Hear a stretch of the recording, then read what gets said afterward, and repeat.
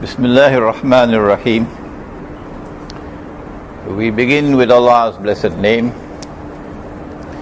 We praise Him and we glorify Him as He ought to be praised and glorified. And we pray for peace and for blessings on all His noble messengers, on our father Adam, our father Abraham, on Moses, on Jesus, and on His mother, the Blessed Virgin Mary, and on the last of them all, the Blessed Prophet Muhammad sallallahu ta'ala alayhi wasallam. Our topic, brothers, sisters and friends, Assalamu alaikum wa rahmatullahi wa barakatuh, and a very good afternoon to you. Our topic is actually Islam, the international monetary system, and the future of money. If during my talk you get scared and worried, please don't take out your, is it called iPad or BlackBerry, to check to see whether your money is still in your account in the bank.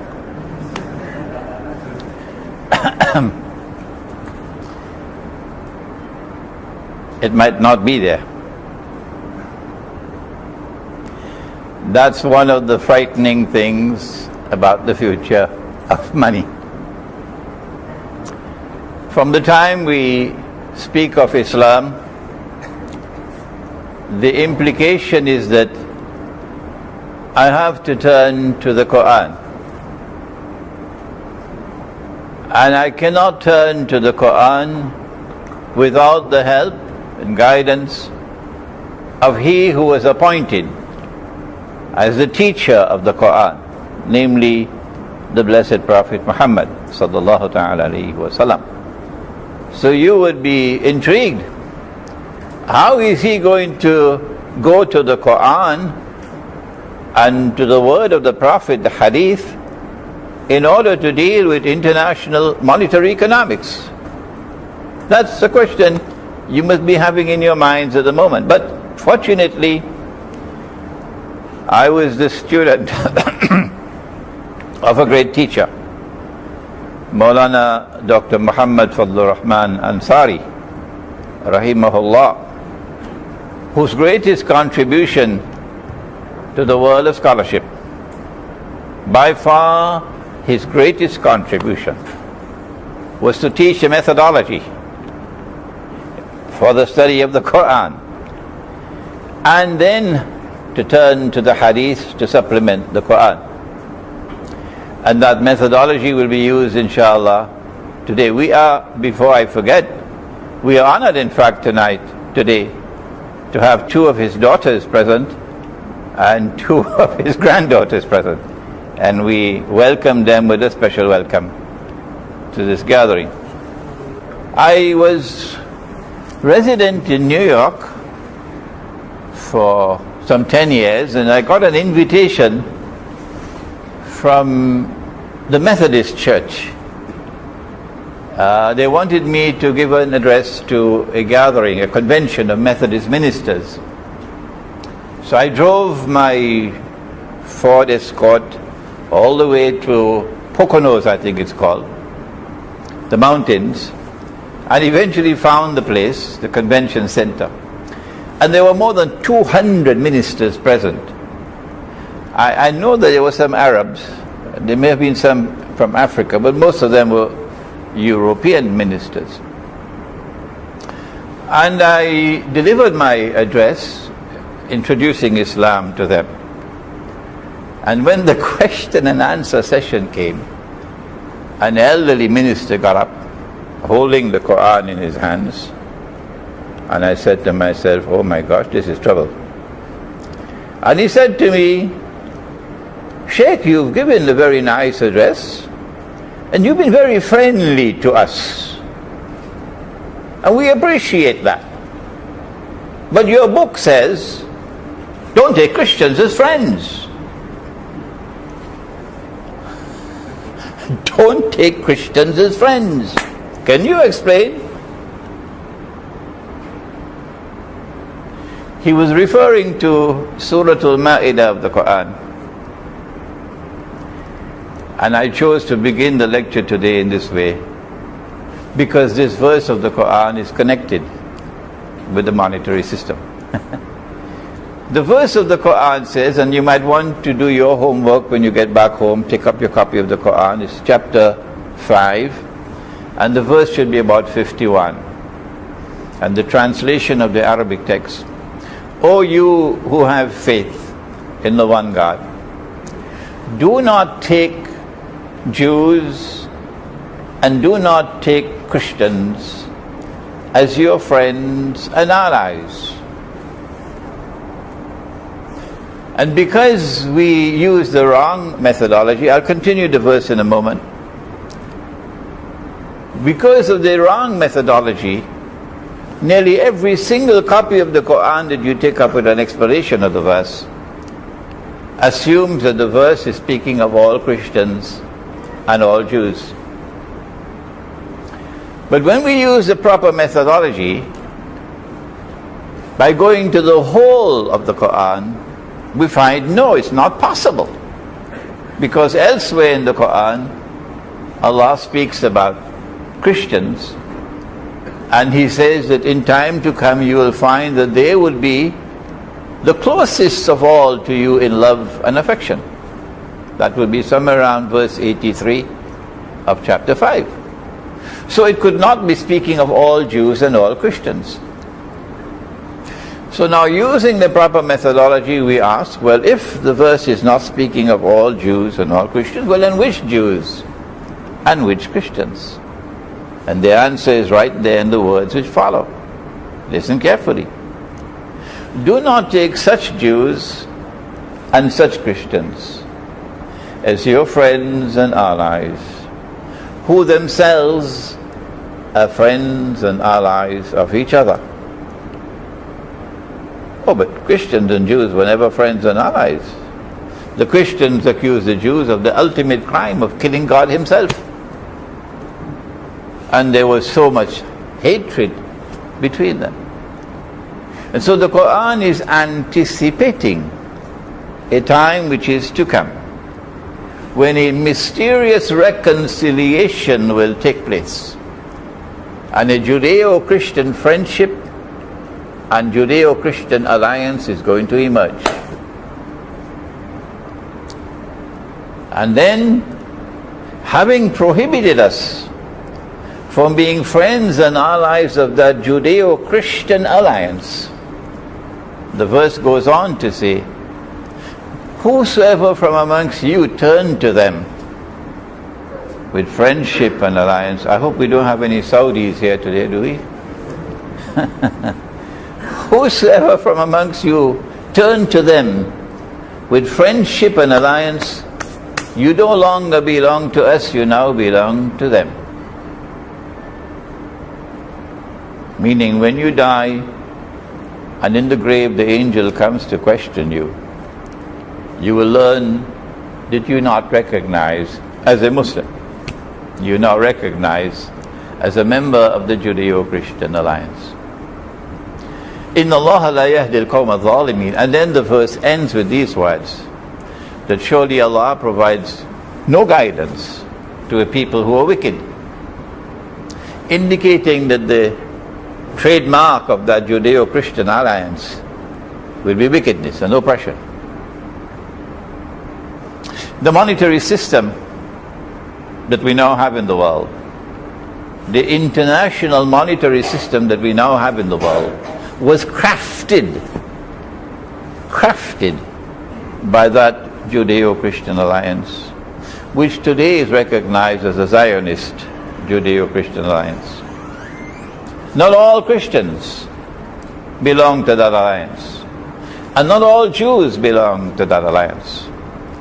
And so a Jew who does not belong to that alliance, a Christian who does not belong to that alliance, and turn to us with friendship and with respect, we have the right to return, to respond with friendship and alliance to Jews, to Christians, to Hindus, to Buddhists, to anyone else in the rest of the world who shows respect and who want to be friends, but not that Judeo-Christian alliance.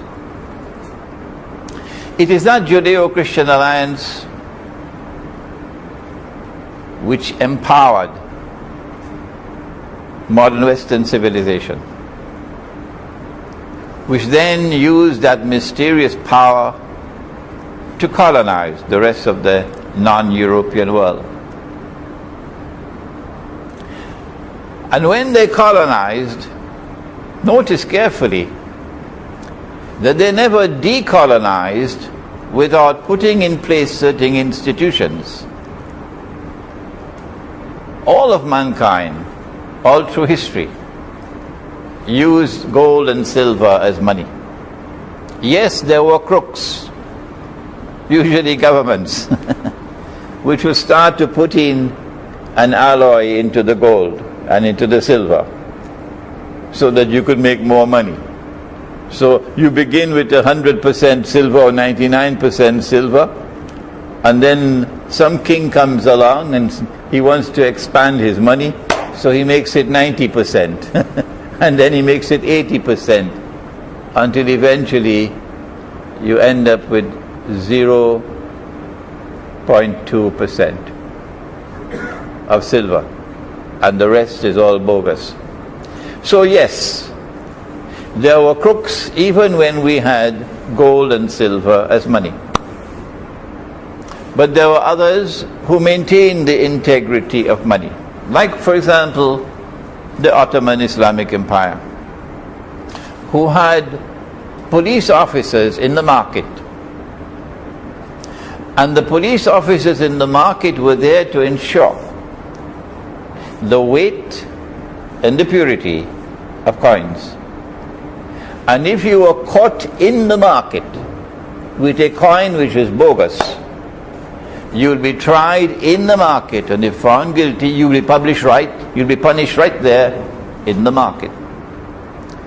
Perhaps this is why scholars at the State University of New York in Binghamton, who researched the market, came to the conclusion that the last free and fair market that the world experienced was the market of the Ottoman Islamic Empire.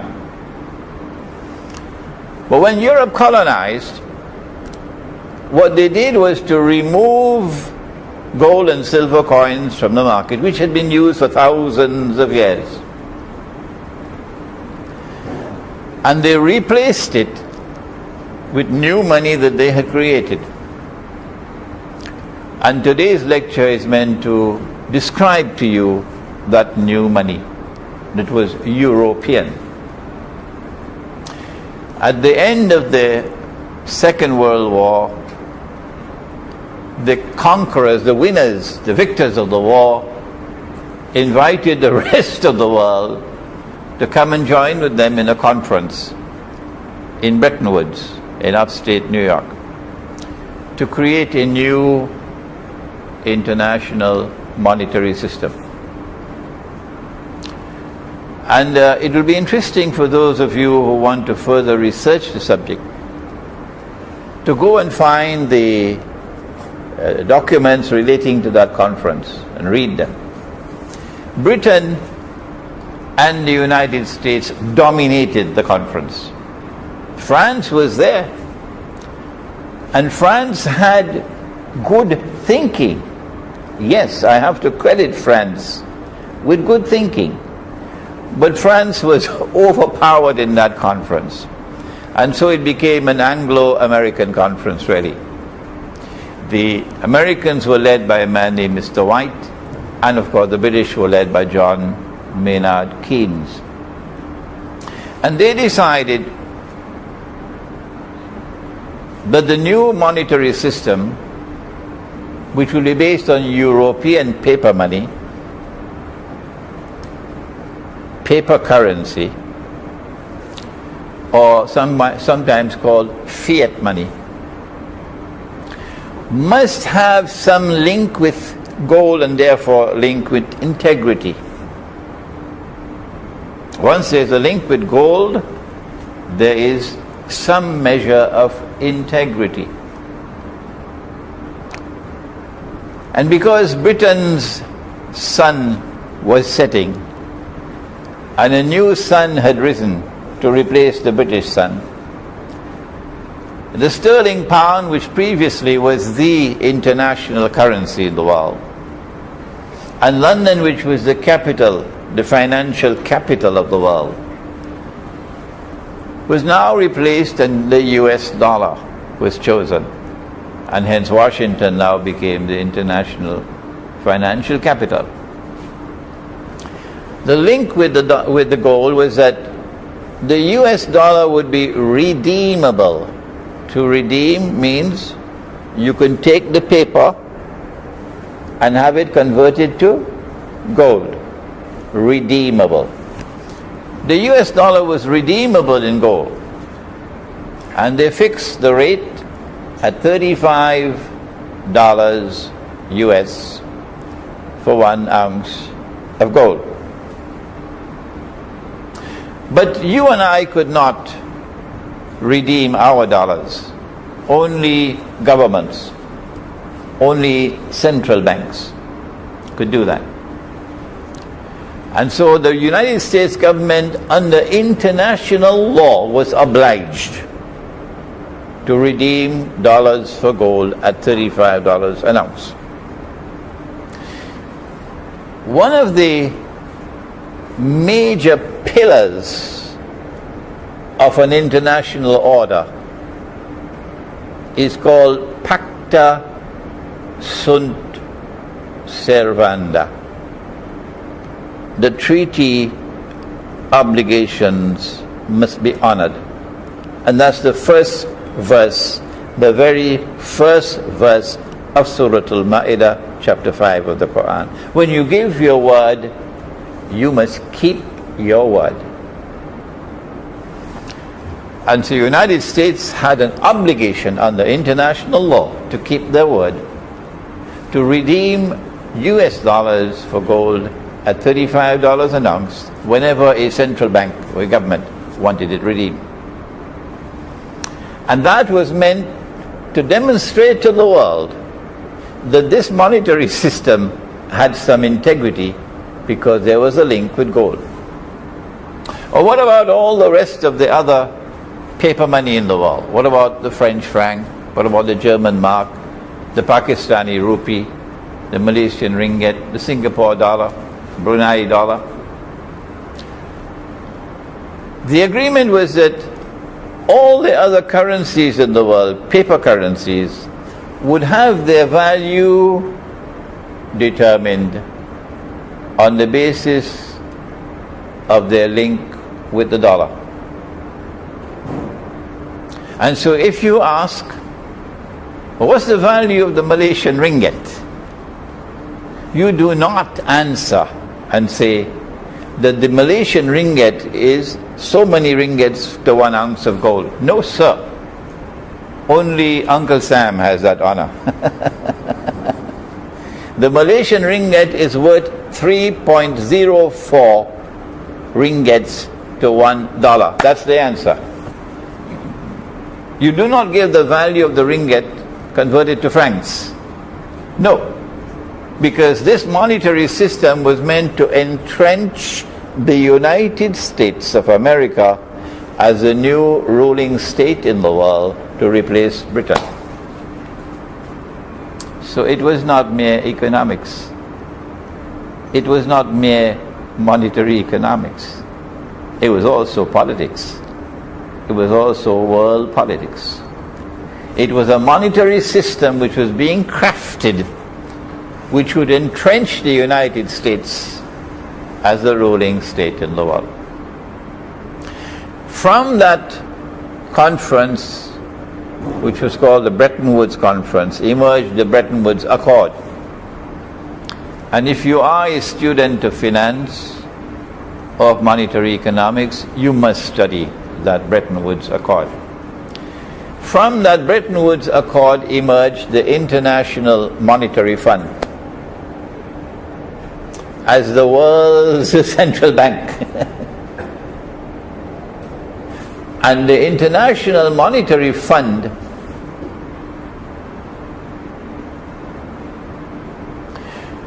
had rules which required every member state to deposit with the fund, listen carefully, 25% of all your gold reserves.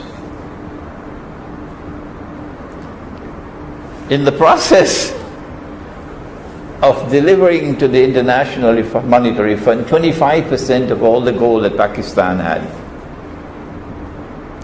number one, the impression was created that this monetary system is based on gold. The gold is there. The actual fact was they wanted to know how much gold you had. Number one. And number two, they had a strategy. The Articles of Agreement of the International Monetary Fund, listen carefully, prohibited the use of gold as money. Why? Is there anyone underneath the clouds and underneath the sun who could answer that question? When Dr. Mahathir in this country, some maybe 10 years ago, decided that it would be good to introduce gold dinars as money, at least for government-to-government transactions. He was not aware. Someone had to inform him that international law prohibits the use of gold as money. Why? The answer was, if you allowed gold and silver to remain in the market, then this monetary system based on paper would collapse. Because the paper has a habit of leaking, meaning falling in value. That's why it was crafted. And as the paper fell in value, you were ripped off. And so they had to prohibit the use of gold as money. Where were the scholars of Christianity at that time? Where were the scholars of Judaism at that time? Where were the scholars of Hinduism and Buddhism? And finally, where were the scholars of Islam? Perhaps, eating roti shanai, drinking teh tarik. Because here, as plain as daylight, was something which should have troubled them. The Quran recognizes gold, dinar, as money. The word dinar is in the Quran. The Quran uses the word dirham for silver, as money. And Prophet Muhammad, Allah's blessings be upon him, clearly defined money as dinar and dirham, gold and silver. If Allah has made something halal, and Dr. Zuhaidi Zainuddin will be happy to hear this now, if Allah has made something halal and you make it haram or prohibited, then that's not just a normal sin. No. There's one sin, only one sin that Allah will never forgive. And that is blasphemy. The Arabic word is shirk. And in Surah At-Tawbah of the Quran, it clearly mentions that this is shirk, to make haram what Allah made halal, or to make halal what Allah made haram. And so in the process of prohibiting the use of gold as money, the international monetary system was based on shirk. But the scholars of Islam didn't notice it in 1944 because, the roti canai. What is more amazing is that some 70 years have passed since the International Monetary Fund was established in 1944-45. And the world of Islamic scholarship has failed and failed miserably. It is an embarrassment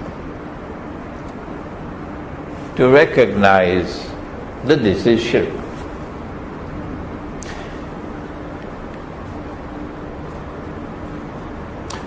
Not only is it shirk, but who created this new money? Who are the craftsmen who created this new money in order to give to the United States of America a privileged position in the world?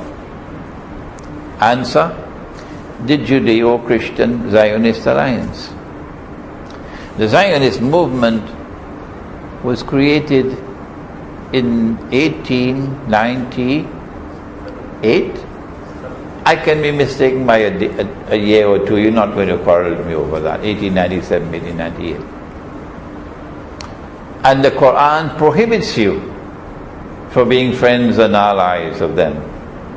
And yet the whole world of Islam today, the whole world of Islam, the whole Christian world, the whole Jewish world, in fact, the whole world, have been absorbed in this new monetary system, with very, very, very few people being even aware that not only it is prohibited, it is haram, not only it is shirk, but is also meant to rip you off.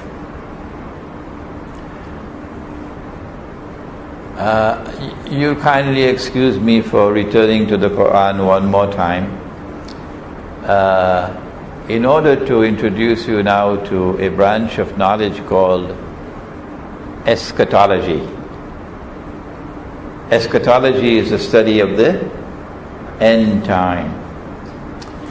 And it is a branch of knowledge which could not be mastered until the modern age. So we have no books, we have no classes in Islamic eschatology. No, it could not be studied until this age. And this is the age when things are happening.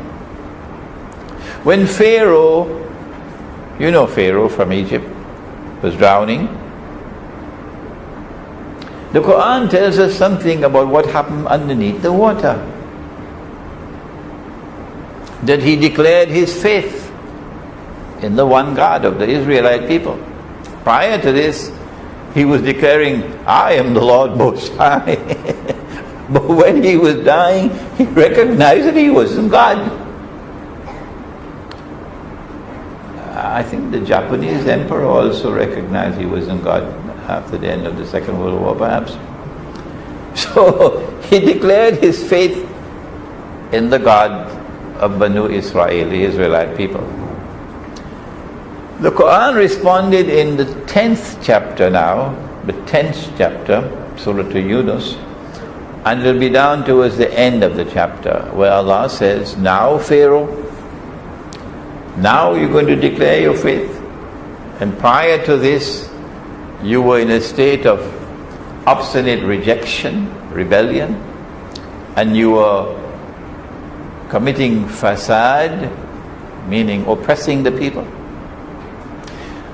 Today we have decided, the one God is speaking.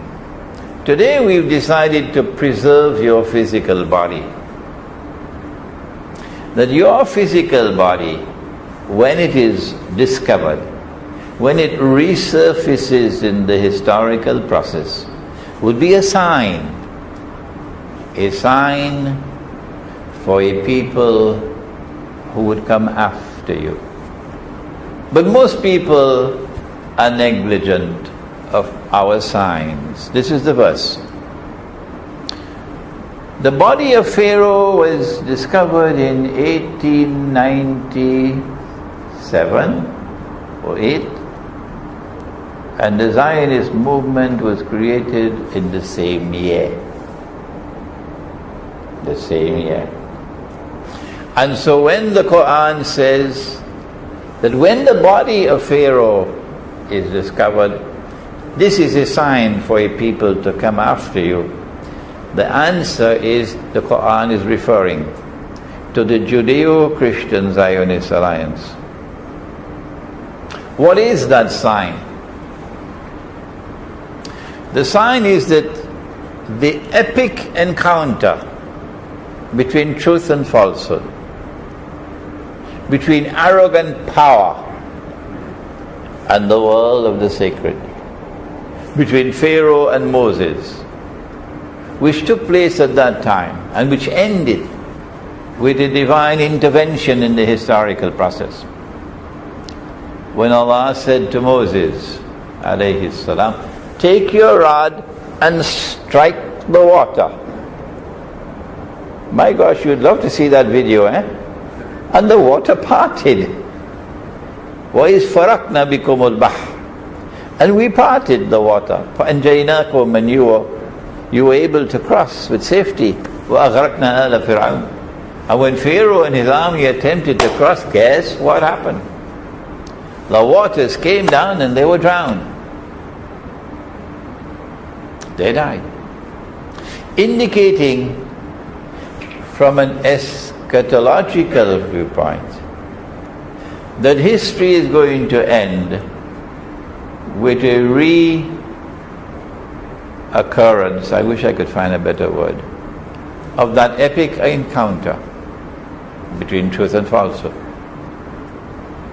How will history end? When they put him on the cross,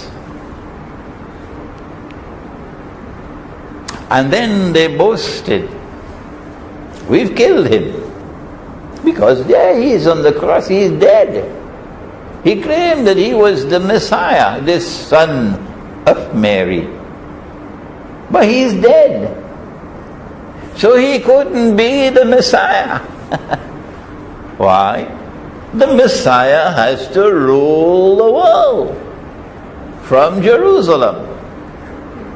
And truth and justice has to triumph over all rivals and all injustice and oppression. And so they boasted. What they did not know was that no, says Allah in the Quran, they did not succeed in killing him. They did not succeed in crucifying him. Allah made it appear like that. Allah took his soul, took his soul, took his soul. I repeated it 3 times. And if Allah takes his soul, but he was not killed, he was not crucified, the implication is like what happened to you last night. Last night, Allah took your soul and returned it. That's what the Quran speaks of. So Allah took the soul when he was on the cross, and so they thought he was dead.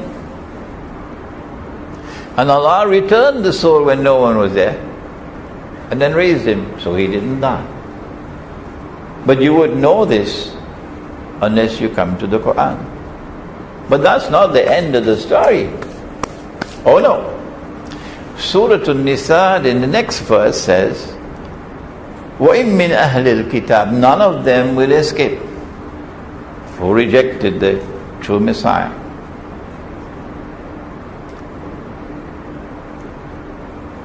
But rather, when he returns, before he dies, they will all have to believe in him. Every single one of them.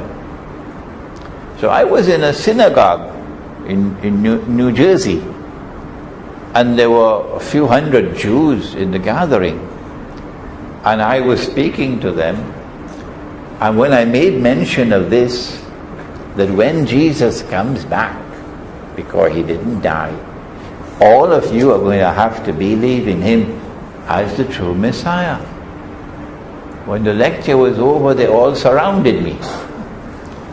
And I am in the center.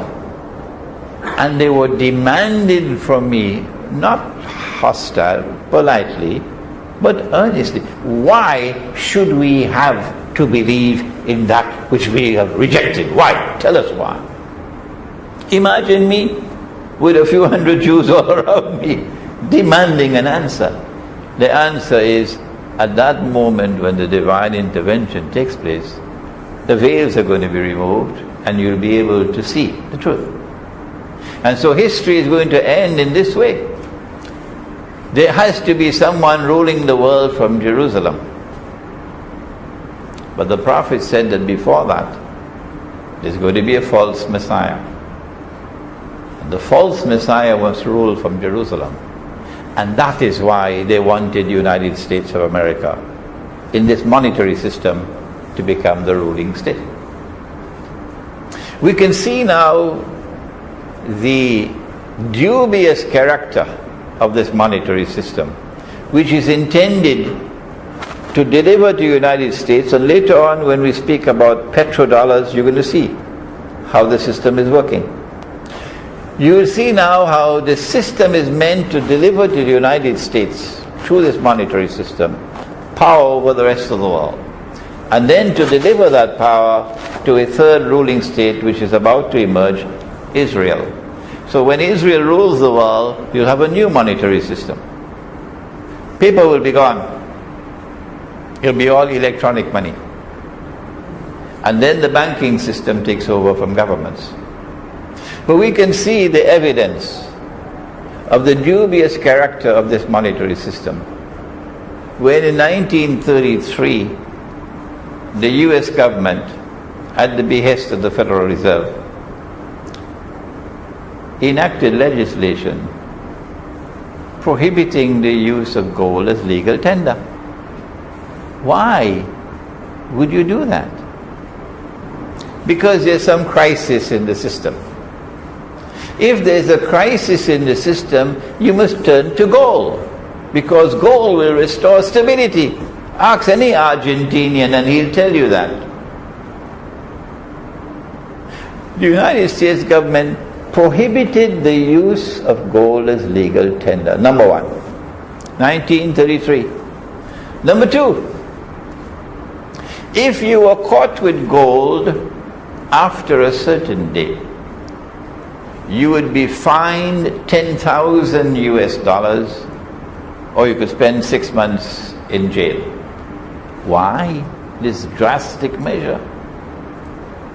You had to take your gold and give it to the government, and the government will give you paper in its place at $20 an ounce. So all of the United States had to hand over their gold to Uncle Sam. Those who were smart shipped their gold to Switzerland and got away. After the United States government had taken all the gold, then in 1934, January I believe, they then devalued the dollar. What's that? We never had this word before, devalued. We thought value was stable. Value is created by the one God. How can you devalue money? Yes, you can. When you stop using money with intrinsic value, gold and silver, and you replace it with money which has no intrinsic value, then you can devalue. So we see the system working now. The United States government devalued the US dollar from $20 to 1 ounce of gold to 35. And then they removed the law prohibiting the use of gold as legal tender. So all of America rushed to buy back their gold. But in the process, if you had changed 100 gold coins of 1 ounce each, and you got 2,000 US dollars, and now you take the 2,000 US dollars to buy back your gold, guess how many gold coins you got? I think it will be around 57 or 58. Where has your money gone? Who took it? In this case, it's so easy to understand that the money is in the pocket of Uncle Sam. 43% of the wealth of the people has been unjustly acquired by the government, which means the Federal Reserve, through the simple expedient of devaluing the money. That's what has been happening around the world since then. And this was not the first, I think it's called Ponzi scheme, this monetary system. This monetary system, this Ponzi scheme, had been tried through history by many, many, many people. The Chinese tried it. Everybody who tried this Ponzi scheme eventually ended up losing. It always collapsed, always collapsed. This particular Ponzi scheme began to shake when France decided under Charles de Gaulle that this was unjust. The United States is printing more paper than they have gold. If Dr. Zuhaidi were to issue more checks than he has money in his account, that would be fraudulent. Fraudulent. And you could go to jail for that. And that's what the US government was doing. No other government could do that. Only the United States. They were financing the Vietnam War by just printing and printing and printing more paper money. And Charles de Gaulle was quite angry because the French could understand the unjust nature of the monetary system. Charles de Gaulle got up in the French National Assembly and delivered a historic address in which he analyzed the monetary system and demonstrated how this monetary system was not only fraudulent but also was designed to give to the United States of America an unfair advantage over the rest of the world. He then began to do something which shook the system. France started to redeem dollars for gold. And the United States didn't like that at all. Because if the French could do it, then Saudi Arabia might join the line, and Kuwait might join the line, and many other countries. And because the United States did not have the gold for all the paper, the whole thing would collapse. De Gaulle died.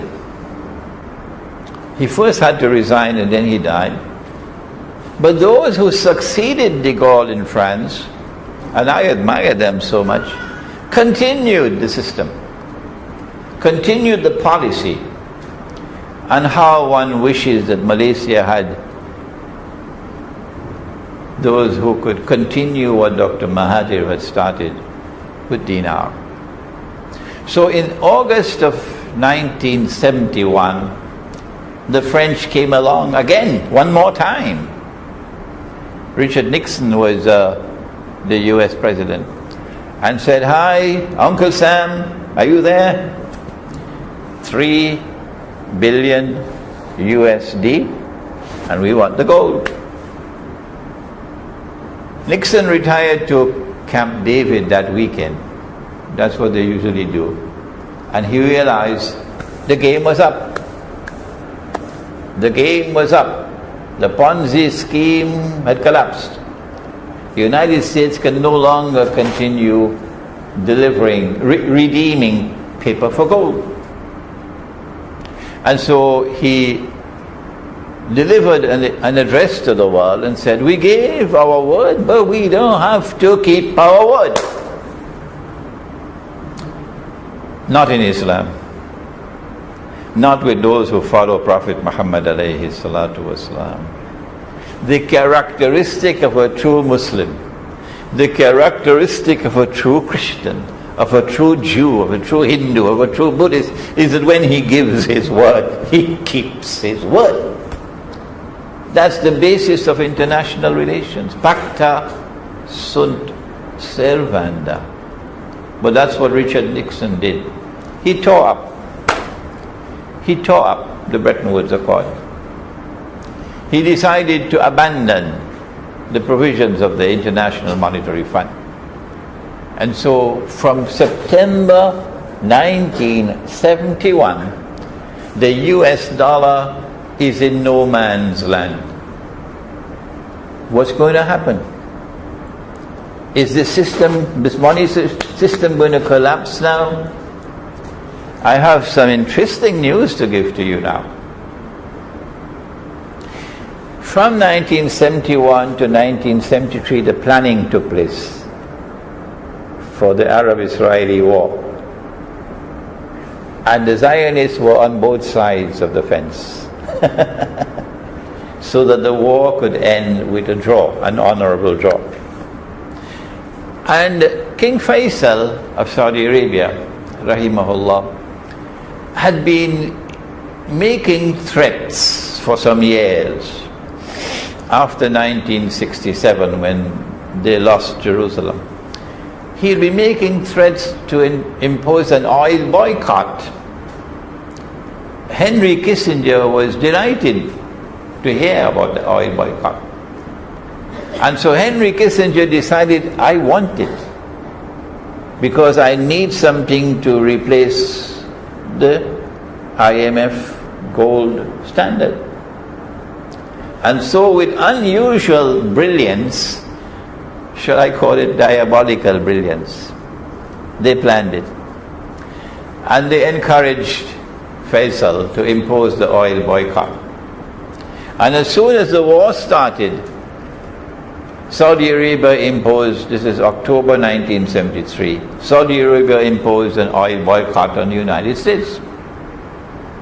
And they were miles long, the cars lining up miles long to buy gasoline. But Kissinger was smiling. Kissinger was smiling because his plan was working. So once the war ended with an honorable draw, Kissinger saw, and Wall Street assisted, and the US dollar started to tumble. It lost its value by 400% in 1 year. At the beginning of the war, the US dollar was trading as $40 for an ounce of gold. And after the war, the United States dollar is now trading at $160 for an ounce of gold. This calamitous decline in the value of the US dollar had an impact on the price of oil. The Saudis were selling their oil for $3 a barrel. But with the collapse of the US dollar by 400%, the Saudis are now selling their oil at $12 a barrel. And the Saudis are smiling. So then Kissinger made his move. Brilliant, absolutely brilliant. But before I tell you about his move, let me take you to Prophet Muhammad sallallahu ta'ala alayhi wa sallam. And ilmu akhiru zaman or Islamic eschatology. The Prophet said that among the signs of the last day is that the river Euphrates, which is in Iraq, will uncover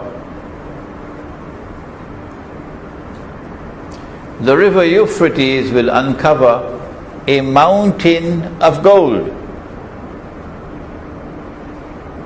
And people will fight over that gold.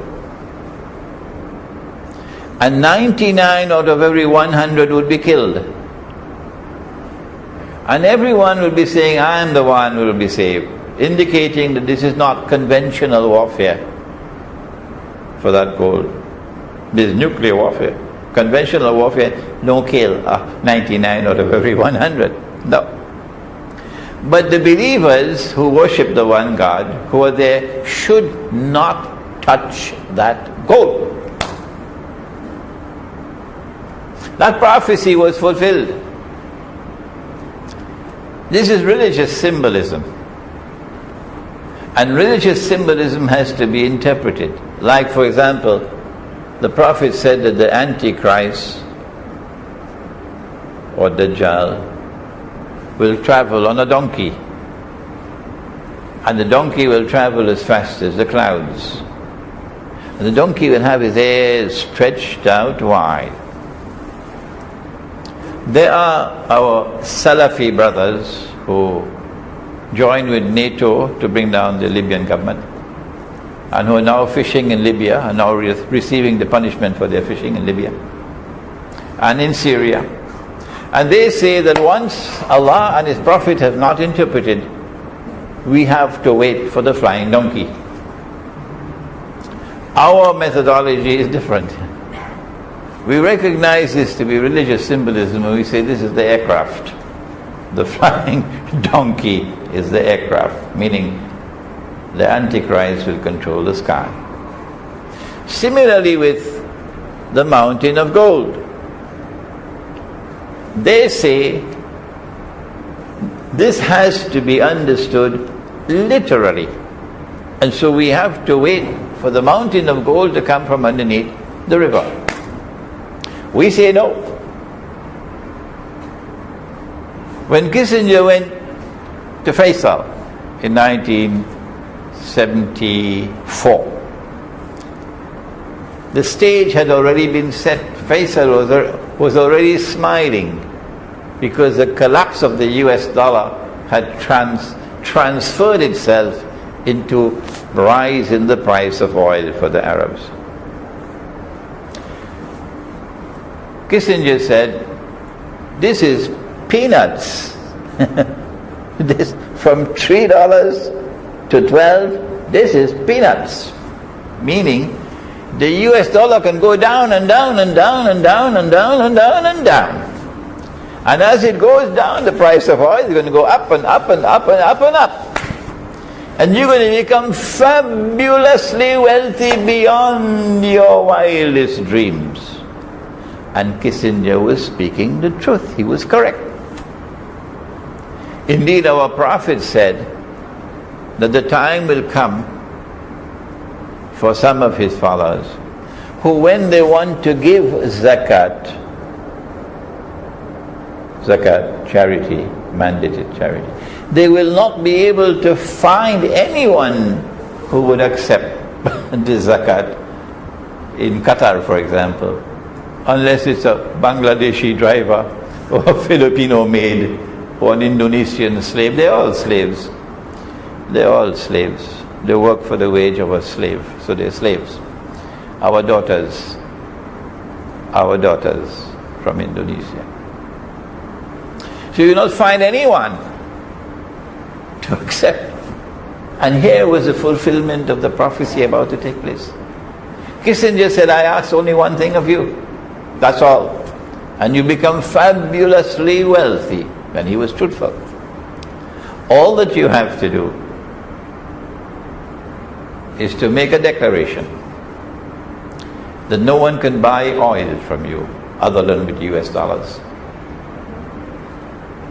Faisal said, deal. That was a haram agreement. Haram. Haram because the Prophet gave us a free market. And the free market means you cannot be restricted. Haram because the US dollar was now without anything to back it. It was a no man's land. But Faisal said deal. And when Faisal said deal, then the IMF monetary system went into history and a new monetary system emerged called the petrodollar monetary system. And so an ocean of oil began to function as a mountain of gold. This is my opinion. And to be fair to you, when I give an opinion, you should never accept it, unless and until you are convinced that it is correct. This is how I show respect for the intellect of my audience. Study the subject. Here is what the Prophet said, and here is my interpretation. And so now a new monetary system emerged called the petrodollar monetary system. And the US dollar is the mountain of gold. Previously they could print paper to finance the Vietnam War and so on. But now there is no limit. You can print as much paper as you want. There is no limit. The sky is the limit. And I am indebted to Dr. Mahathir for understanding this part of the subject. They no longer print paper. It's too cumbersome. You need so much paper, you need so much ink. You need the security vans, you need the personnel to move it from place to place and so on. It's too cumbersome. They've created something called QE, quantitative easing, QE.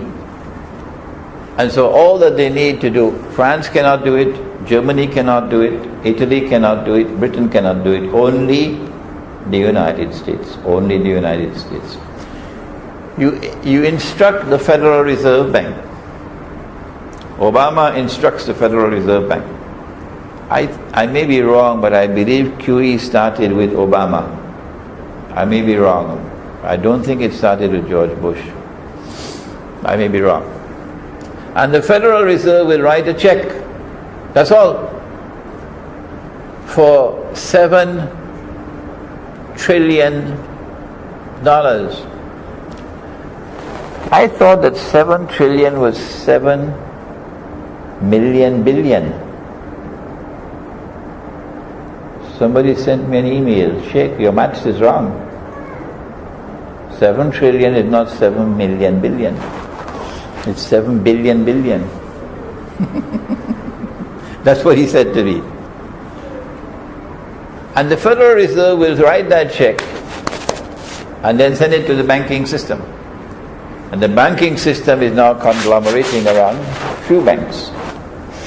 And they control all the rest. When that check reaches the banking system, it's not yet money. No, it's just a check. But when Egypt now signs an agreement with the IMF for a loan of $4 billion, that's peanuts. When Egypt signs the legal document to repay, now it is money, not before. And so they are moving rapidly with quantitative easing to empower the banking system with a financial and monetary power unprecedented in history. This is preparatory to the collapse of the US dollar. Because I said that the Messiah has to rule from Jerusalem, the false Messiah first, our eschatology tells us through a hadith of the Prophet ﷺ, that there has to be a last ruling state to replace the United States. I wrote this book, Jerusalem in the Quran, some 12 years ago, published here in Malaysia. And in this book I said that the US dollar is going to collapse. And the United States will no longer be the ruling state in the world, 12 years ago. And that Israel is going to replace the United States as the next ruling state in the world. This was written 12 years ago. It has remained a bestseller for the last 12 years. Israel has to replace the United States. When Britain was the ruling state, there was one monetary system. When the United States replaced Britain, there was another monetary system. And so when Israel replaces the United States, you must have a new monetary system. I gave you a hint just now. The US dollar is going to collapse. It has already collapsed, actually. It's about 1,800 US dollars now for 1 ounce of gold. Yeah, about 1,800.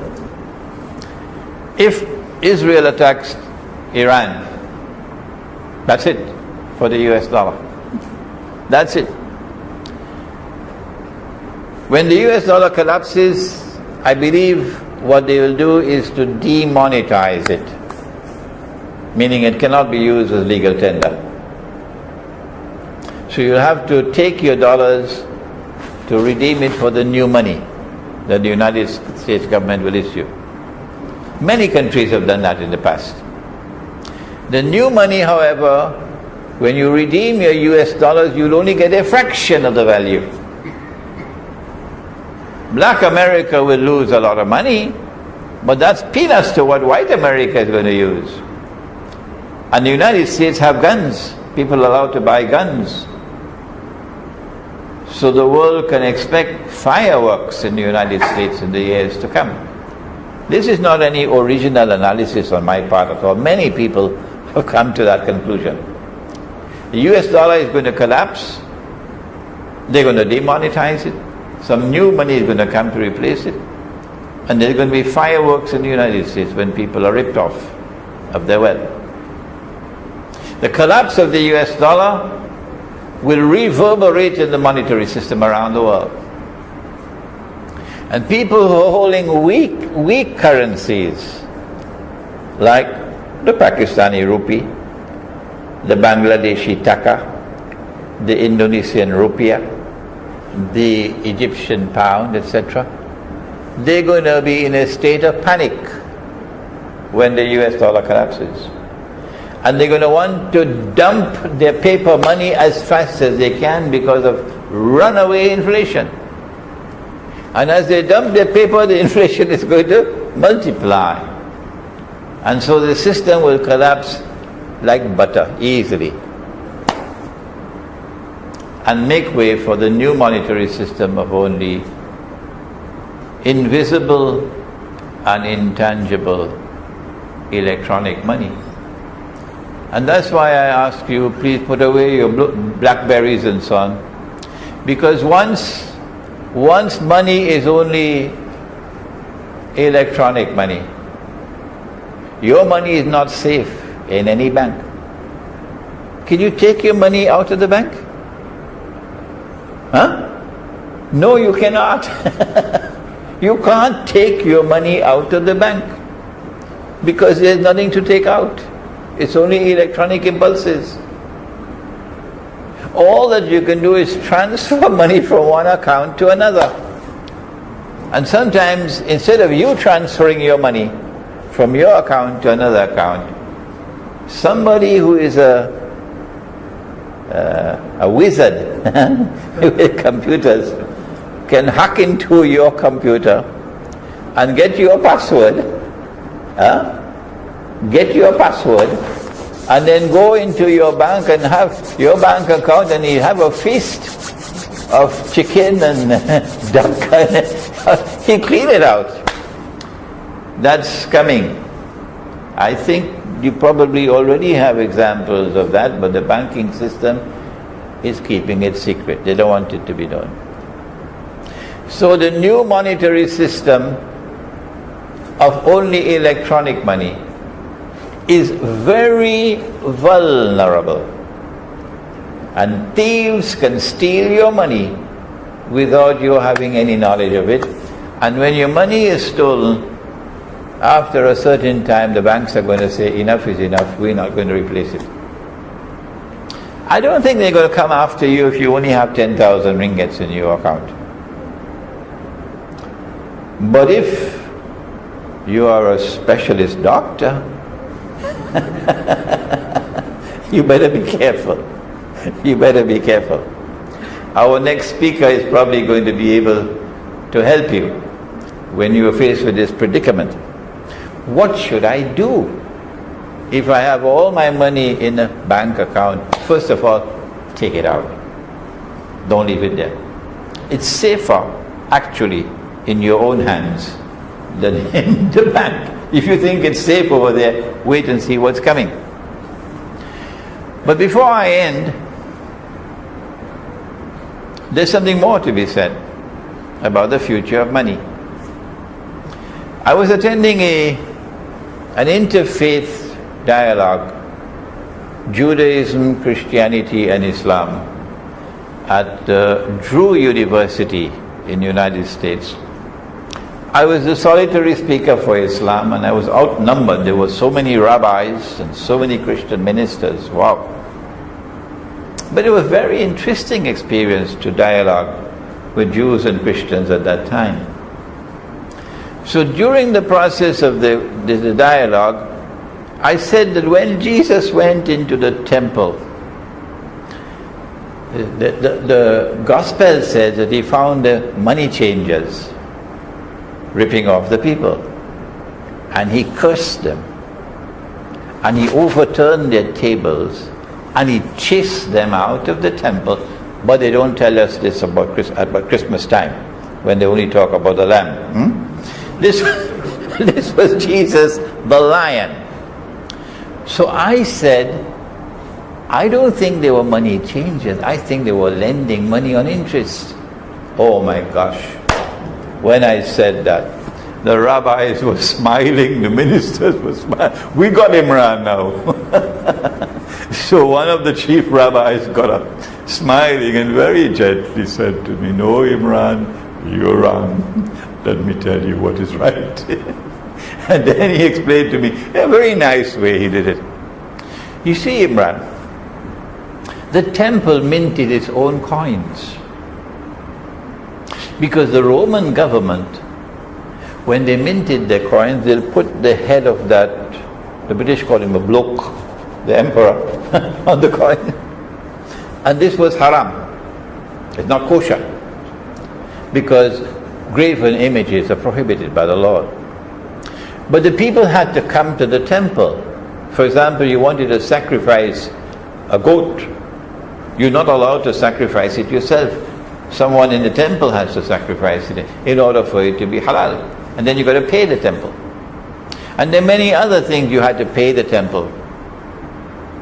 But you could not pay the temple with Roman money, because that money was haram, because of the graven image.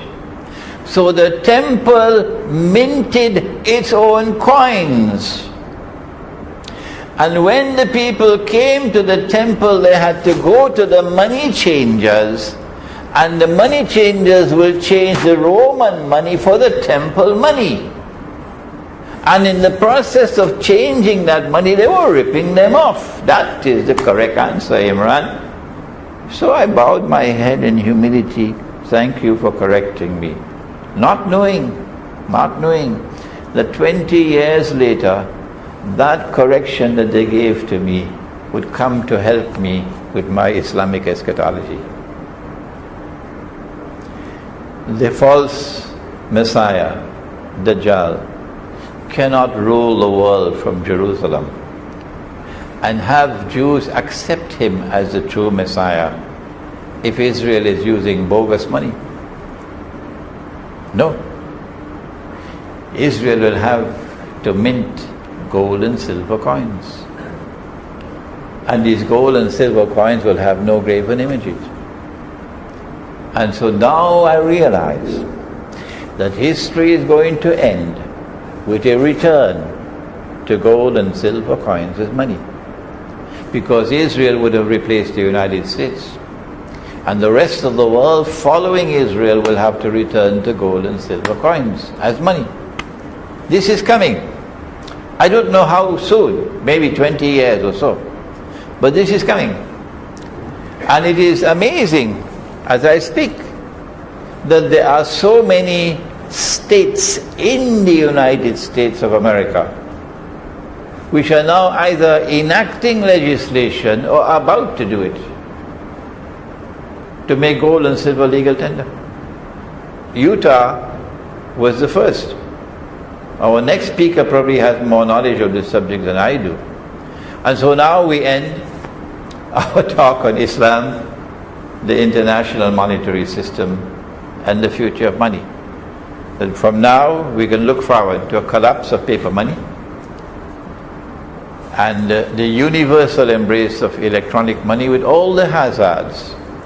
They can simply freeze your account because they find an email in your computer.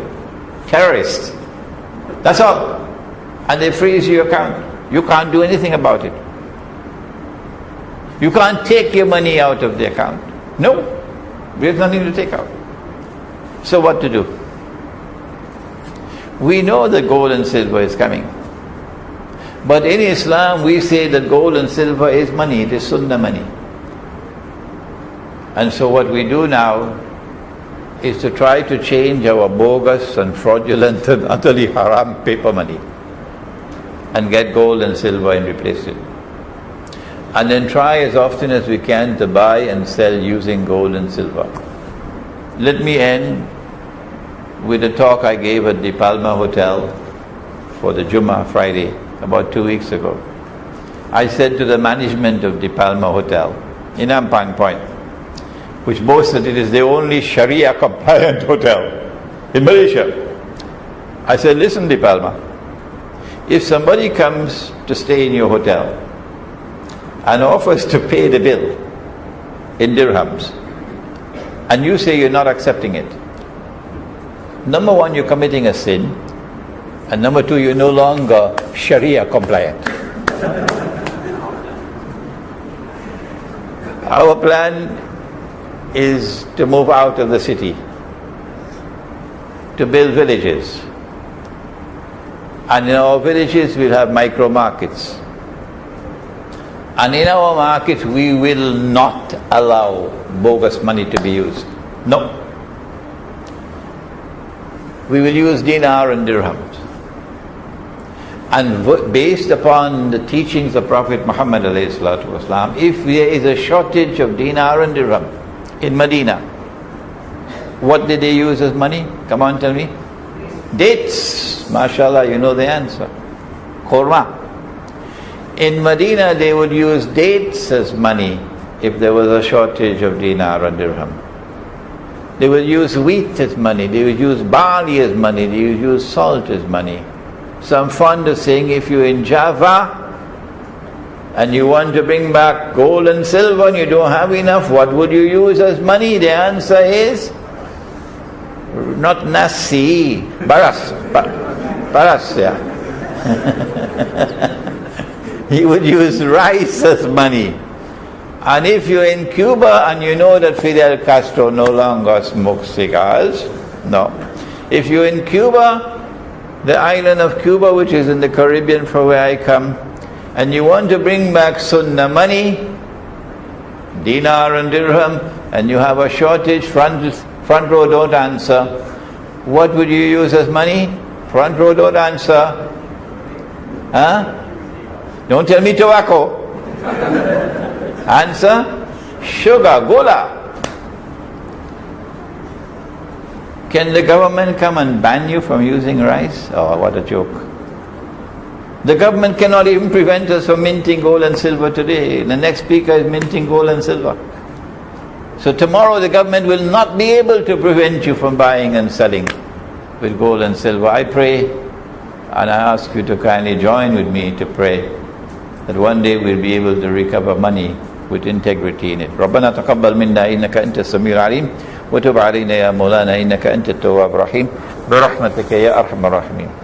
You might find this little booklet interesting, the gold dinar and silver dirham, Islam and the future of the money. We also have it as a lecture DVD. They're all outside. Thank you.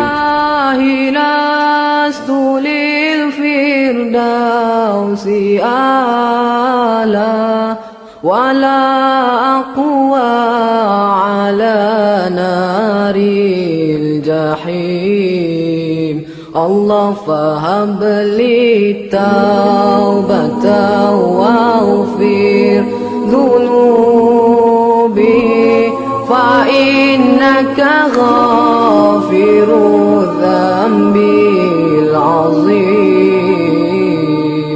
إلهي لست للفردوس أعلى ولا أقوى على نار الجحيم الله فهب لي توبة واغفر ذنوبي فإنك غافر الذنب العظيم.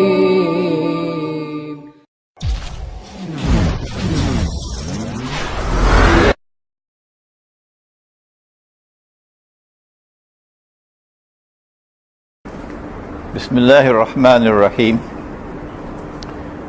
We begin with Allah's blessed name. We praise Him and we glorify Him as He ought to be praised and glorified.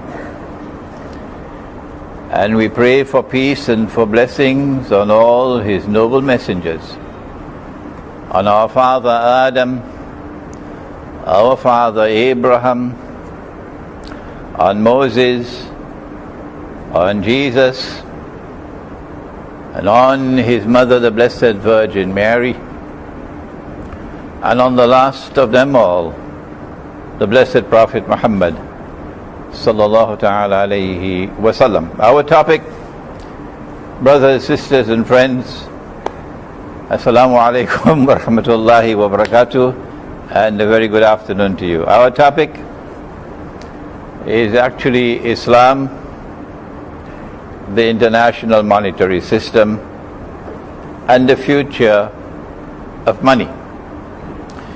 If during my talk you get scared and worried, please don't take out your, is it called iPad or BlackBerry, to check to see whether your money is still in your account in the bank.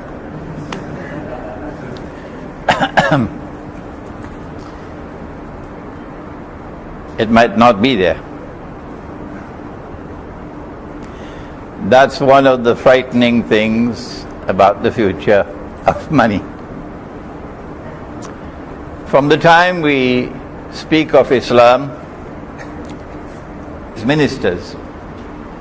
So I drove my Ford Escort all the way to Poconos, I think it's called, the mountains, and eventually found the place, the convention center. And there were more than 200 ministers present. I know that there were some Arabs, there may have been some from Africa, but most of them were European ministers. And I delivered my address introducing Islam to them. And when the question and answer session came, an elderly minister got up, holding the Quran in his hands, and I said to myself, oh my gosh, this is trouble. And he said to me, Sheikh, you've given a very nice address and you've been very friendly to us, and we appreciate that, but your book says don't take Christians as friends. Don't take Christians as friends. Can you explain? He was referring to Surah Al-Ma'idah of the Quran. And I chose to begin the lecture today in this way because this verse of the Quran is connected with the monetary system. The verse of the Quran says, and you might want to do your homework when you get back home, take up your copy of the Quran, it's chapter 5. And the verse should be about 51. And the translation of the Arabic text, O you who have faith in the one God, do not take Jews and do not take Christians as your friends, and ship and Judeo-Christian alliance is going to emerge. And then, having prohibited us from being friends and allies of that Judeo-Christian alliance, the verse goes on to say, whosoever from amongst you turn to them with friendship and alliance. I hope we don't have any Saudis here today, do we? Whosoever from amongst you turn to them with friendship and alliance, you no longer belong to us, you now belong to them. Meaning, when you die and in the grave the angel comes to question you, you will learn that you not recognize as a Muslim. You now recognize as a member of the Judeo-Christian alliance. Inna Allah la yahdi al-qawm al-zalimin. And then the verse ends with these words, that surely Allah provides no guidance to a people who are wicked, indicating that the trademark of that Judeo-Christian alliance will be wickedness and oppression. The monetary system that we now have in the world, the international monetary system that we now have in the world, was crafted by that Judeo-Christian alliance, which today is recognized as a Zionist Judeo-Christian alliance. Not all Christians belong to that alliance, and not all Jews belong to that alliance. And so a Jew who does not belong to that alliance, a Christian who is allies, and because we use the wrong methodology, I'll continue the verse in a moment. Because of the wrong methodology, nearly every single copy of the Quran that you take up with an explanation of the verse assumes that the verse is speaking of all Christians and all Jews. But when we use the proper methodology, by going to the whole of the Quran, we find, no, it's not possible. Because elsewhere in the Quran, Allah speaks about Christians, and He says that in time to come you will find that they will be the closest of all to you in love and affection. That will be somewhere around verse 83 of chapter 5. So it could not be speaking of all Jews and all Christians. So now, using the proper methodology, we ask, well, if the verse is not speaking of all Jews and all Christians, well, then which Jews and which Christians? And the answer is right there in the words which follow. Listen carefully. Do not take such Jews and such Christians as your friends and allies, who themselves are friends and allies of each other. Oh, but Christians and Jews were never friends and allies. The Christians accuse the Jews of the ultimate crime of killing God Himself. And there was so much hatred between them. And so the Quran is anticipating a time which is to come, when a mysterious reconciliation will take place. And a Judeo-Christian friend, the implication is that I have to turn to the Quran.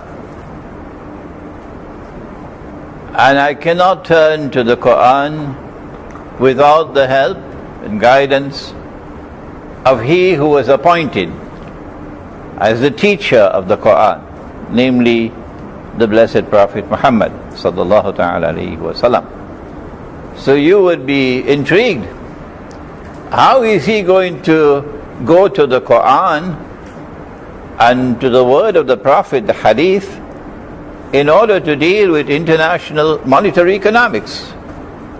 That's the question you must be having in your minds at the moment. But fortunately, I was the student of a great teacher Maulana Dr. Muhammad Fadlur Rahman Ansari, rahimahullah, whose greatest contribution to the world of scholarship, by far his greatest contribution, was to teach a methodology for the study of the Quran, and then to turn to the hadith to supplement the Quran. And that methodology will be used, inshallah, today. We are, before I forget, we are honored, in fact, today, to have 2 of his daughters present and 2 of his granddaughters present. And we welcome them with a special welcome to this gathering. I was resident in New York for some 10 years, and I got an invitation from the Methodist Church. They wanted me to give an address to a gathering, a convention of Methodist